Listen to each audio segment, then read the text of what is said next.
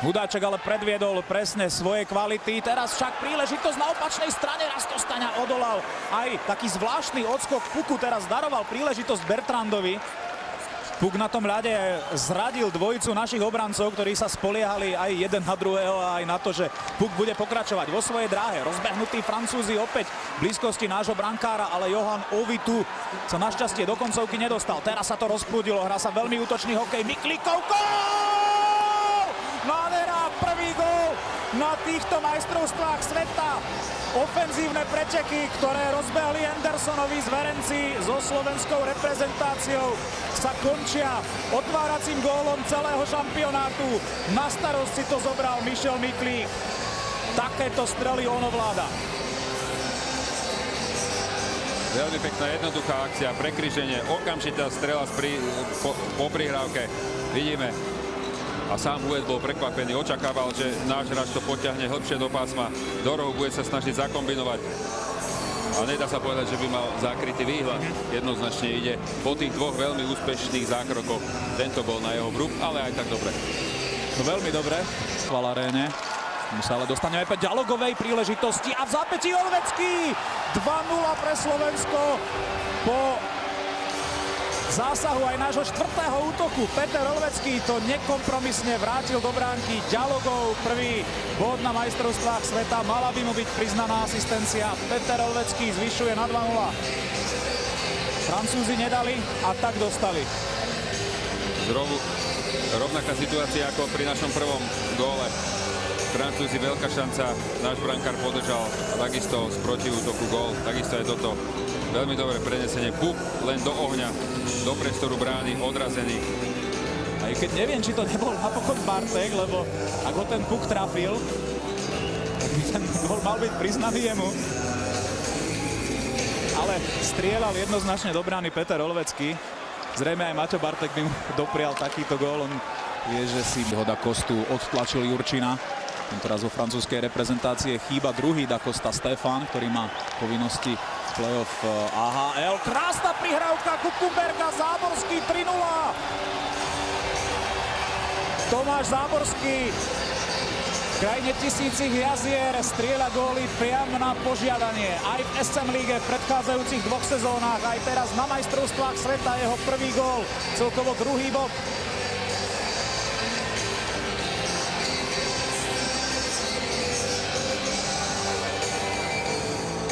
Miklík, Záborský, Kukumberg, Záborský.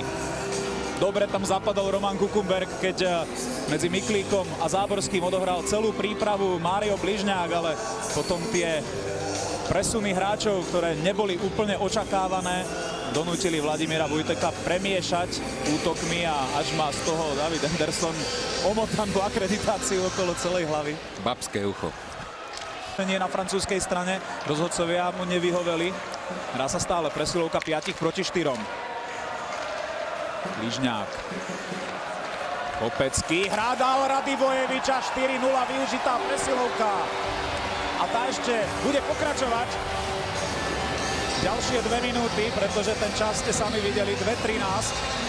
Takže 4-0 pre Slovensko. Branko Radivojevič, ktorý v lani zostrelil galského Kohuta 2 gólmi v tretej tretine. Po 40 minútach bol totiž stav nerozhodný. 3-3 si pripisuje ďalší gól proti Francúzom, ale zaň sa určite poďakuje Kopeckému, pretože tá jeho prihrávka už jednoducho bola viac ako polovica gólu.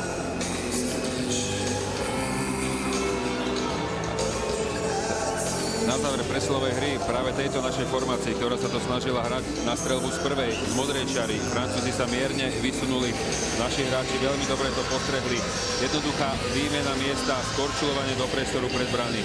Ktorý skúsil prekonať Ieta opakovanou streľou, ani tá sa do bránky nezmestila. Ešte Šatan vrátil Hudáčkovi. Pod bránkou je Štimpel. Hudáček si vybral Jurčinu.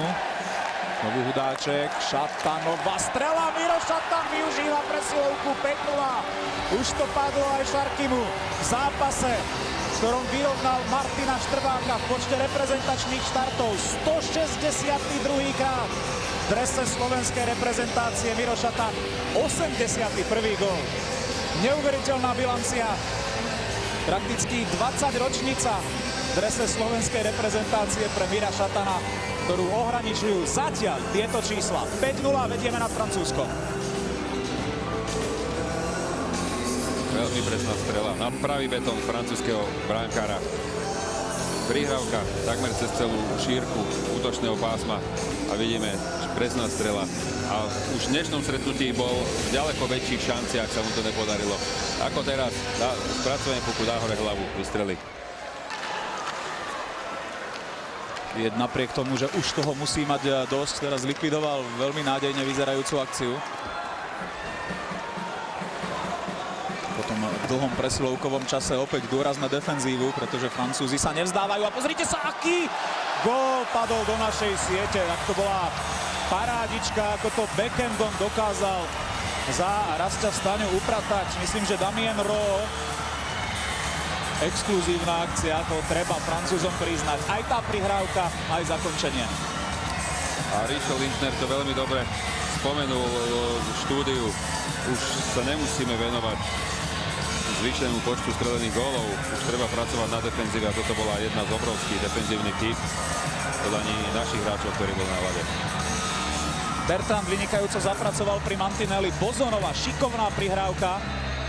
No a naozaj exkluzívne to zakončil Damien Rowe. Už sa zdalo, že s Rastom Staňom bude aj do tretice hrať žrtka, ale predsa len sa...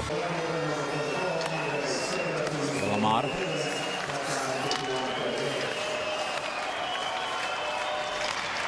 A je tu zníženie na 2-5.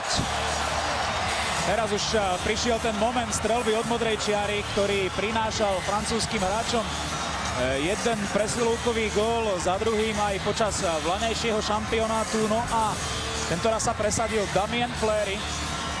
V týchto situáciách sú veľmi silní. Prihrávka cez celú šírku pásma, okamžitá strelba z prvej. Majú to dokonale nacvičené až do tohto priebehu, až do tohto momentu sa nám to podarilo brániť. Toto sme trošku podcenili a strela bola excelentná.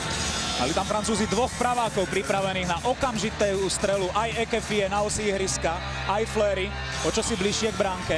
Obidvaja pripravení, keď ide tá prihrávka z tej strany, ako prišla pre praváka, je výhodnejšie zakončovať. A keďže tam boli dvaja, tak to je to aj, o čom Rišo hovoril v štúdiu. Vždy v tých presilovkách majú viac ako len jednu možnosť. Komu prihrať? Saša Trej, Fleury pred bránkou Roussel. Si išiel vyzdvihnúť puk do rohu. Výborne Andrej Sekera, ktorý vystihol prihrávku a púšťa sa dopredu. Vytvára prečíslenie Sekera. Pekná akcia, backhandový zákrok a je tam gól. Libor Hudáček 6-2. 63 sekúnd pred koncom tohto zápasu. Sekerovú krásnu a dlhú individuálnu akciu zakončil Libor Hudáček. Toto od neho všetci očakávame od Andreja. Dokáže vykorčulovať s prehľadom, vyviesť puk do útočného pásma, tam rozohrať útočnú akciu. Presne toto je to, čo nielen tréneri, ale aj hokejová verejnosť na Slovensku očakáva. Áno, ten backhandový pokus ešte sa do bránky nezmestil od Romana Kukumberga, ale Libor Hudáček bol na správnom mieste a ten už nemal problém zakročiť, respektíve zakončiť. Vydanie našich v tomto stretnutí. Miklík ešte zatiahol rúk francúzskym hráčom. Myslím, že teraz, keby sa nehrali posledné sekundy zápasu, už by rozhodcovia pískali príliš veľa hráčov na ľade, ale nechali to dohrať tak, pretože rozdiel 4 gólov jednoznačne určil toho lepšieho v tomto stretnutí. Vladimír Vujtek vstúpil víťazným spôsobom do turnaja majstrovstiev sveta. On aj Peter Oremus prijali gratuláciu od zväzového prezidenta Igora Nemečka.